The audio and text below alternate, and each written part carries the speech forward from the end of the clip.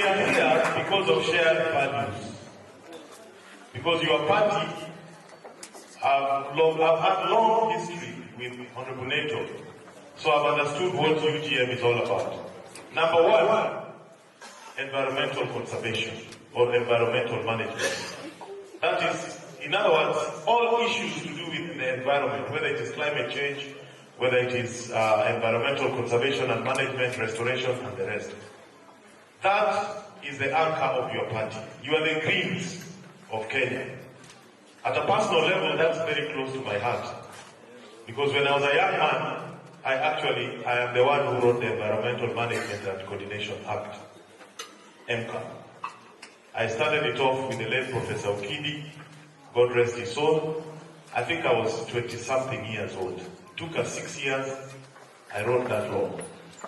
And it is one of my proudest achievements as a lawyer. I was a state counsel at the Office of the Attorney General. So that is one of the reasons why we are here. Shared values. You are the strongest party, I think, with the strongest presidential candidate on integrity.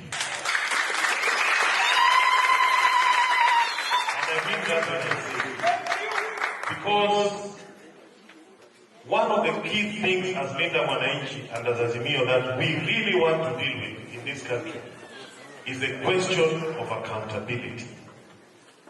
And tied to that is the question of efficiency. I'll just give you 3 examples when it comes to wastage, why efficiency is important. You talked about the 1.5 billion trees being planted. Who is auditing them? Who knows they are 1.5 billion? Who is supplying them? Because if there was efficiency and accountability, the seedlings should have been provided by youth clubs, environmental clubs, across the entire country. We would have employed probably 500,000 youth on that project.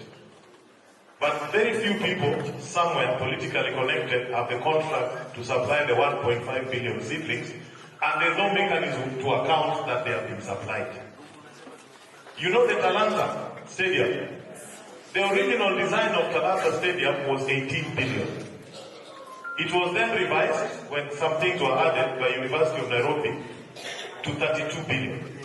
The contract that was and which is being implemented is 42 billion.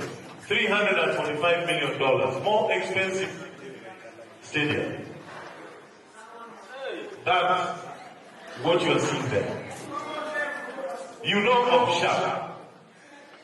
The actuarial scientists told us if you wanted a universal healthcare insurance scheme, the capitalization required was 75 billion. What happened? When they brought SHA, the information management software alone is 104 billion shillings. You can imagine the rip-off. The software powering Safaricom, M-Pesa and everything, Fuliza, did not even cost 2 billion. But you're being told for SHA is 104 billion. Now there must be accountability. And you are a party that is strong on accountability. And we want to work with you going forward on this accountability question. Why am I saying this? We must have unity of purpose.